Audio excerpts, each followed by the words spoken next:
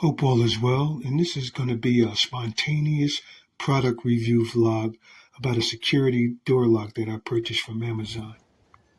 I will leave a link in the description below for this purchase if you're interested in this lock.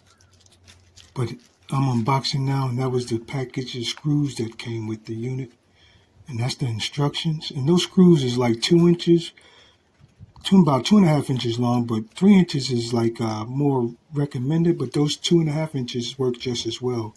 But 3 inches is like more of a security deal and has a little bit more reinforcement. But let me demonstrate how you open this unit and close it.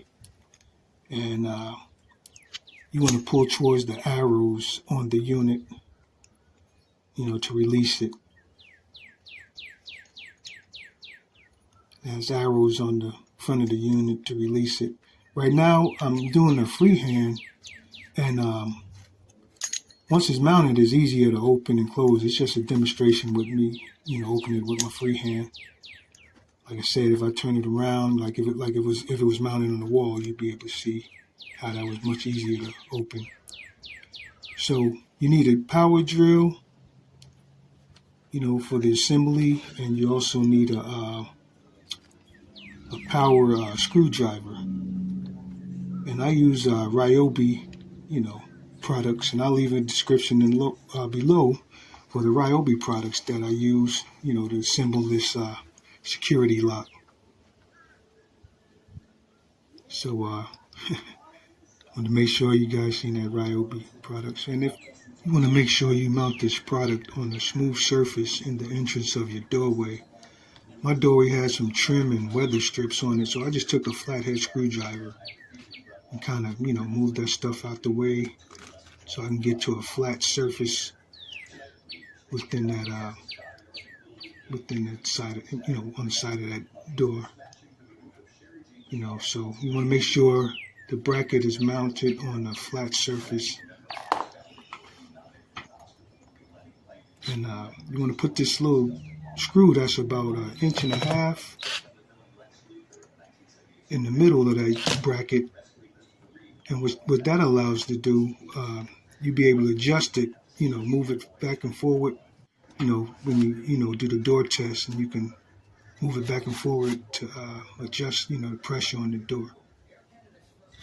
And take your drill and your drill bit, pre-drill your holes, before installing. Some people use a magic marker, make a black dot or something so they can reference their holes to where they want to drill and assemble the unit, the security lock unit. And so either you can do it this way or you can do it the black magic marker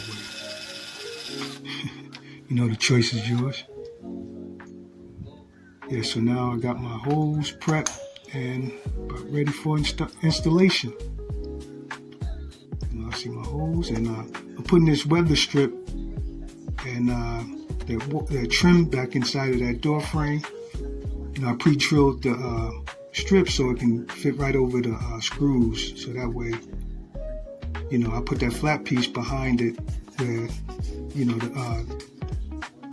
the piece on the unit, the bracket on that flat surface. So now I'm putting the stuff back in place, the trim and the trim unit. That's only if you have a door that has all of that stuff in your way. You just want to make sure everything is smooth when you install. And after installing, make sure your screws are flush. You want to make sure your screws are flush and within the doorway.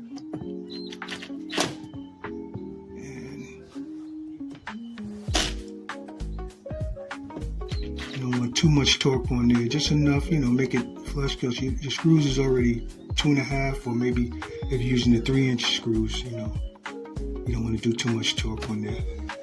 But here's the demonstration of how it looks on the inside.